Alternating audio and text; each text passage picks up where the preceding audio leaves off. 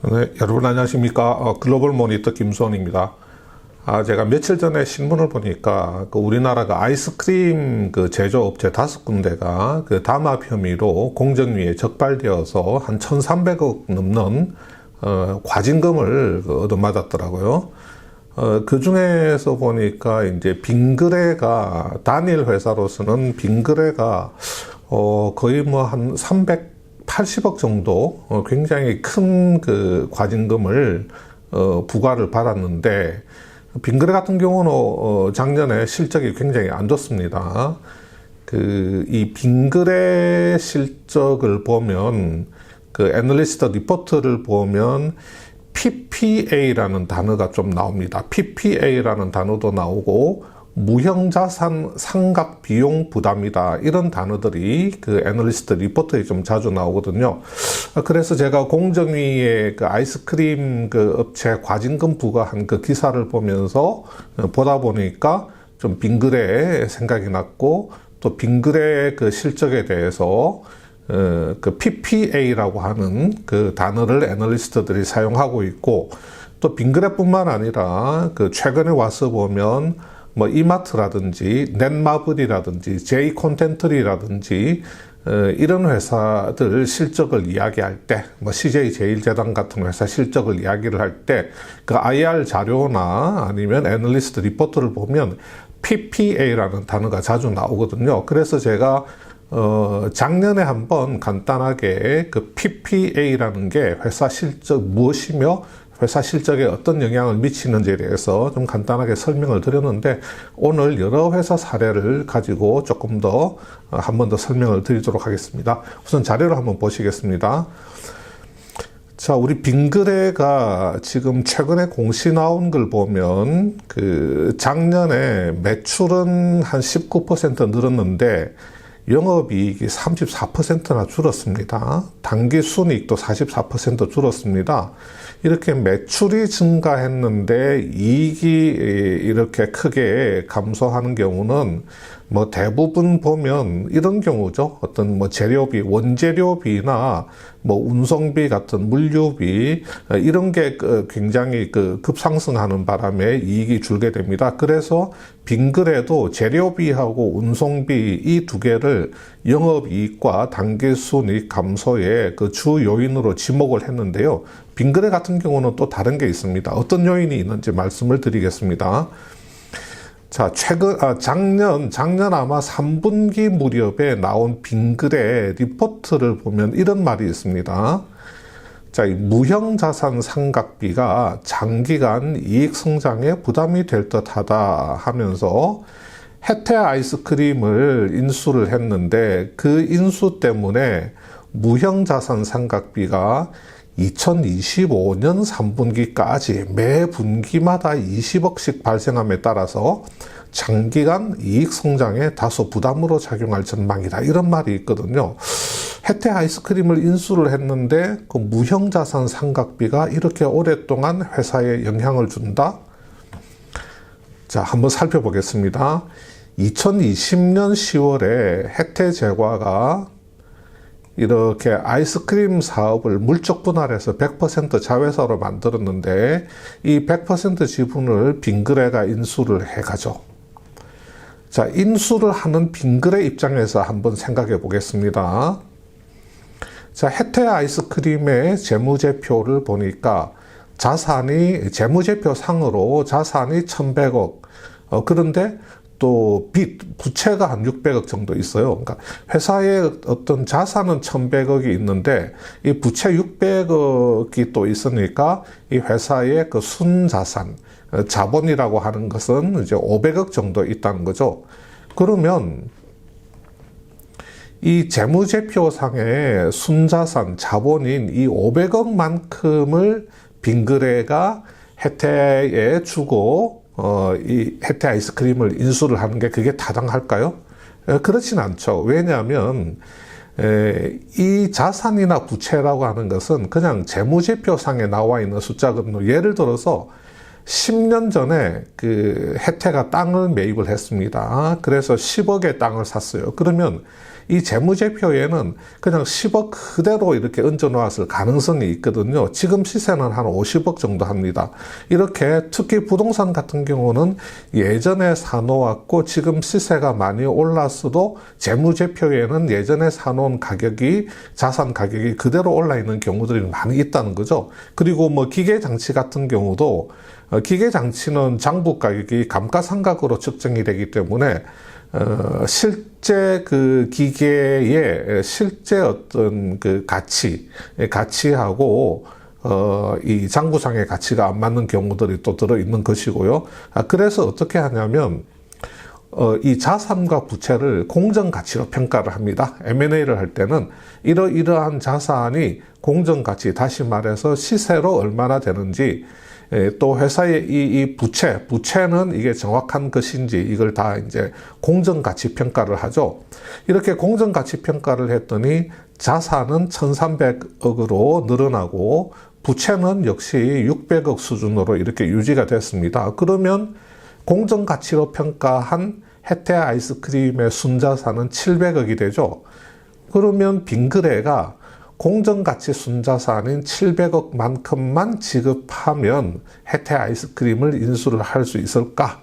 또 이것도 아닌 거죠. 왜냐하면 한번 예를 들어 보겠습니다. 여기 반포역, 구반포역인가요? 이게 신반포역인가? 여기 내리면 반포치킨이라고 아주 유명한 치킨 가게가 있습니다. 뭐 우리나라 뭐 3대 치킨집 중에 하나라고 하는데 이렇게 늘 손님들이 이렇게 줄을 많이 서죠. 근데 코로나 이후에는 이렇게 줄 서는 경우는 별로 없고 이 반포치킨의 명성도 옛날 같지 않더라고요. 제가 최근에 한번 가봤는데 옛날 같지가 않습니다. 어쨌든 간에 이 반포치킨은 엄청나게 유명한 치킨 가게인데 누군가가 반포치킨 사장님한테 가서 이 반포치킨의 순자산 가치만큼을 드릴 테니까 내가 이 반포치킨을 인수를 하겠습니다 했을 때 이 사장님이 어떤 반응을 보일까요? 순자산 가치라고 하면 이 반포치킨의 뭐 예를 들어서 임대보증금 뭐 또 인테리어 또 뭐 여러 가지 그 치킨 제조 설비들 뭐 이런 것들 말하는 거지 않겠습니까?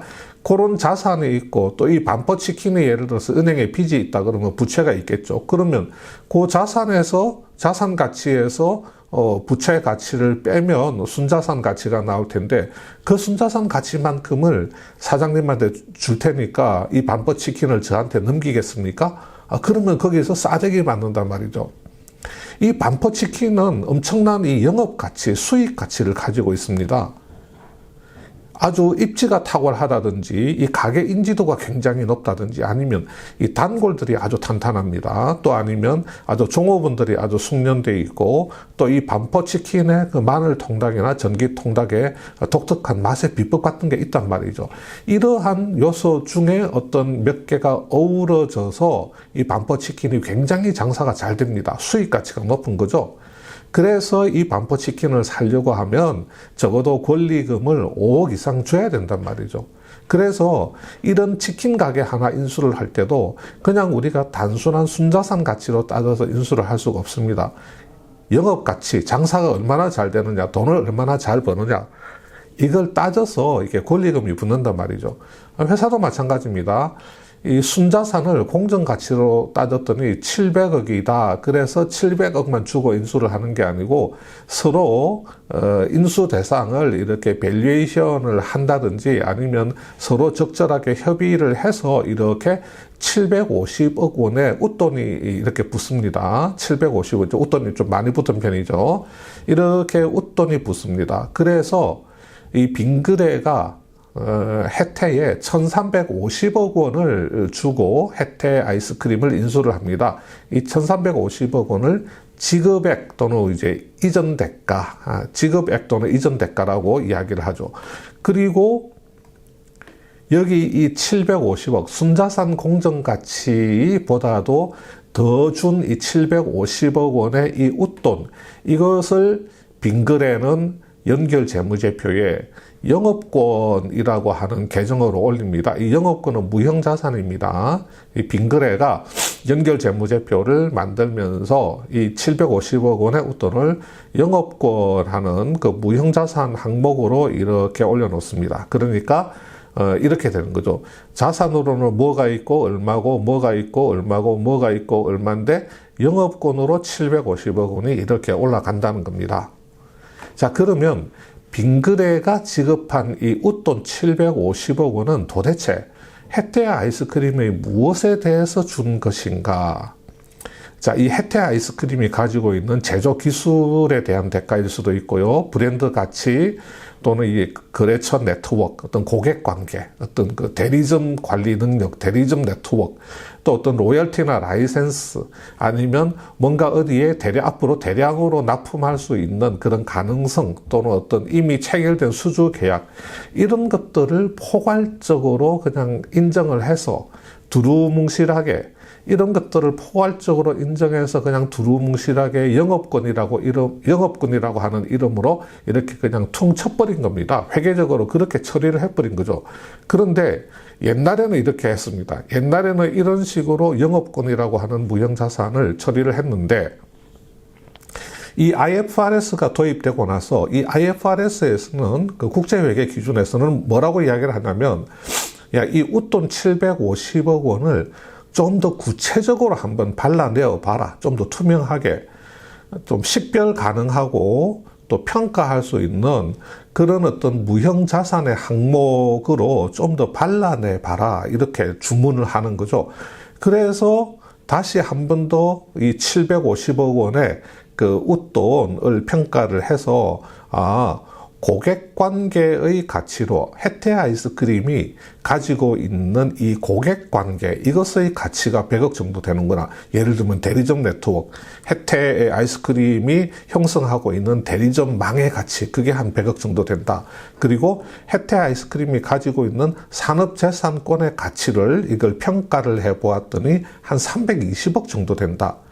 그러면 이 750억 중에서 고객관계라는 무형자산으로 100억, 산업재산권이라는 무형자산으로 320억을 더 발라내었기 때문에 이제 영업권으로는 330억만 인식을 하면 되죠.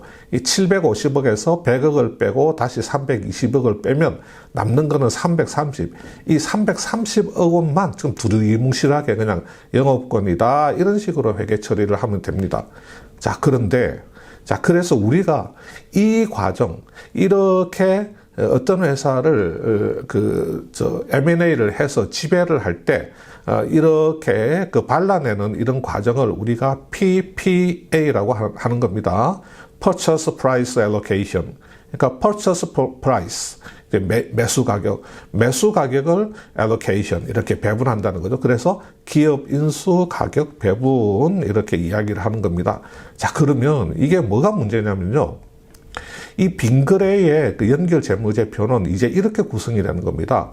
뭐 자산으로 뭐가 있고 금액이 얼마고 쭉쭉쭉 있는데, 이제 이 자산 중에 산업재산권이라는 무형자산 320억, 고객관계라는 무형자산 100억, 그리고 영업권이라는 무형자산 350억. 자, 이게 기록이 되겠죠. 그리고 이 영업권이라고 하는 것은 그냥 그대로 두면 됩니다. 영업권 350억 원은 그대로 두면 되는데, 산업재산권과 고객관계라고 하는 이 무형자산, 영업권 외의 이 두 가지 무형자산은 일정한 기간 동안, 회사가 정해놓은 일정한 기간 동안 나누어서 비용으로 처리를 합니다. 그러니까 요거 두 개를 합하면 420억이죠. 만약에 5년 동안 비용 처리를 한다고 하면 해마다 연 34억 원을 비용 처리를 해야 되고, 그러면 분기당 한 21억 원 정도가 됩니다. 이것을 우리가 무형자산 상각 비용이라고 하는 거거든요. 요 무형자산을 해마다 쪼개어서 비용 처리를 한다고 해서 무형자산 상각 비용이라고 합니다. 그래서 IFRS에서는 영업권은 일반적으로 해마다 정기적으로 상각하지 않아도 되고, 영업권 외의 일반적인 이런 무형자산, PPA를 통해서 이렇게 추려낸 이 무형자산은 회사가 정해놓은 일정한 그 해수 동안 나누어서 비용으로 처리를 해서 그 기간 동안 다 떨어내게 되는 겁니다. 여기서 바로 PPA에 따른 무형자산 상각 비용이다라고 하는 게 발생하게 되는 겁니다. 자, 아시겠죠? PPA. PPA라는 게 어떻게 해서 비용이 되는지. 자, 그러면 이마트가 지난 2월 10일 날 그 실적 발표를 했는데, 이마트 실적 발표 그 자료에 보면 이게 있습니다.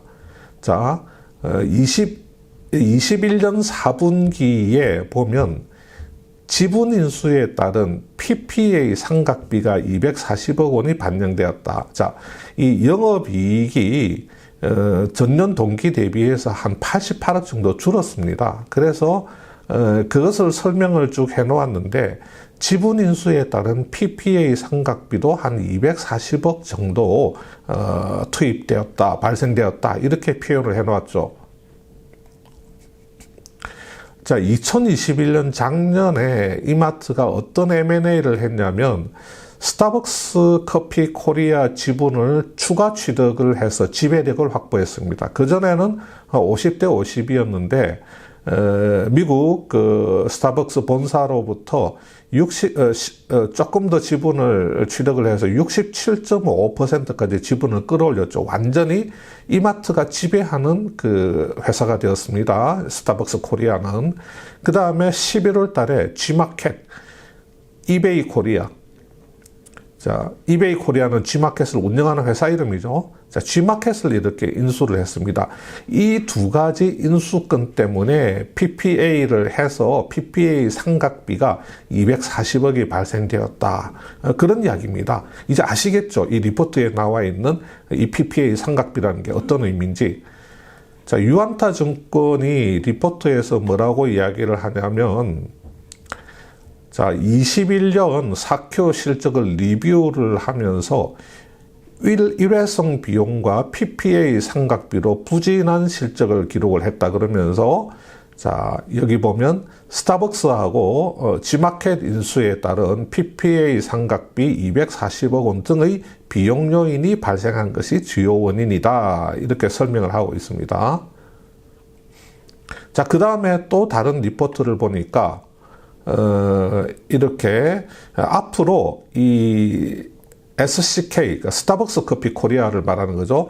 SCK와 G마켓 인수에 따라서 이게 앞으로 분기당 한 400억 원이 그 PPA 상각비, 무형자산 상각비로 향후 반영될 것으로 추정된다, 이런 리포트도 나와 있습니다. 그리고 한화투자증권은 리포트에서 뭐라고 이야기를 하냐면요, 올해 영업 실적은 크게 개선되지 않을 걸로 보이는데, 그 이유는 이제 주요 자회사들의 적자 폭이 확대될 것이고, 그 다음에 또 하나 지적하는 게 뭐냐면, 인수합병에 따른 무형자산 상각비 증가.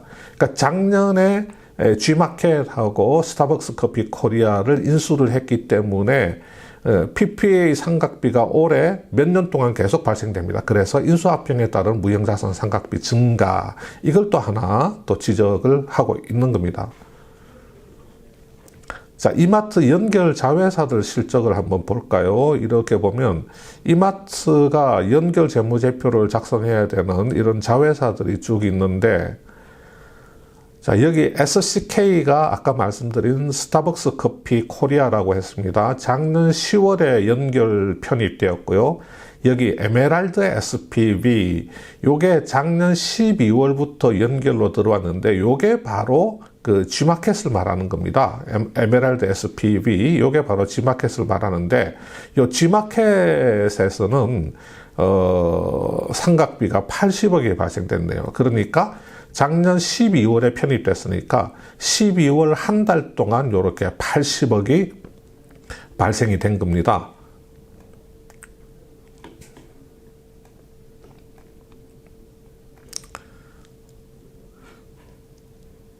자, 작년 4분기에 전체 PPA 상각비는 240억이고, 요 G마켓은 한 달만 들어갔는데 요게 80억이고, 그러면 나머지 160억이 스타벅스 코리아에서 발생된 그 PPA 상각비에 해당되겠죠.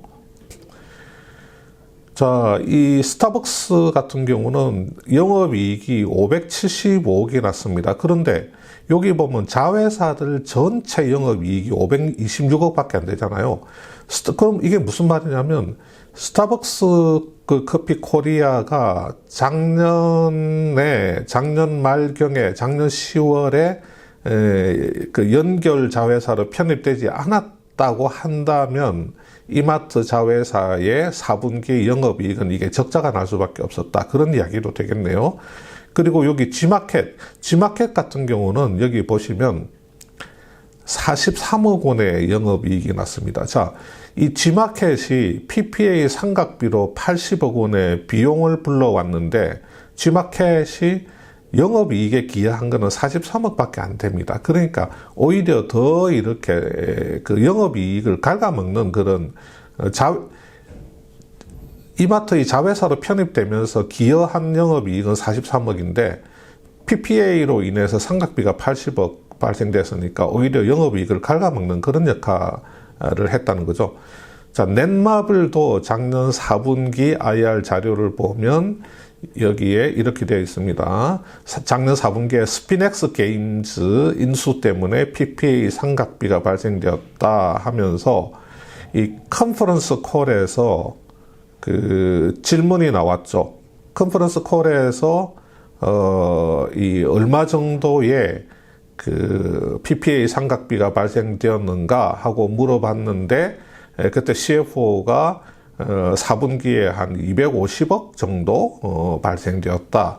그리고 앞으로 16년 내지 19년 동안 계속해서 매 분기마다 그 정도 PPA 삼각비가 발생된다고 이야기를 했고요. 그 다음에 또 이 J 콘텐트리 같은 경우도 보면 역시 마찬가지로 작년에 그 여러 개 제작사를 인수를 하면서 자, 이에 따른 무형자산 삼각비가 이번 분기에 한 100억 정도, 그러니까 작년 4분기를 말하는 겁니다. 100억 정도 발생되었고 앞으로 4년 동안 매 분기마다 한 100억 원 중후반 수준이 반영될 거다.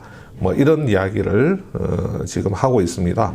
자, 그래서 작년 8월 10일 날 그 글로벌 모니터 TV 영상을 보시면 이 CJ 제일제당이 그 북미 냉동식품 회사인 그 슈완스를 인수한 이후에 발생된 PPA가 실적에 미치는 영향이 작년 8월 21년 8월 10일 날 글로벌 모니터 TV 채널에서 좀 설명이 되어 있습니다. 제가 오늘 설명드린 것보다는 조금 살짝 더 이렇게 구체적이고 약간 복잡하다고 할까요?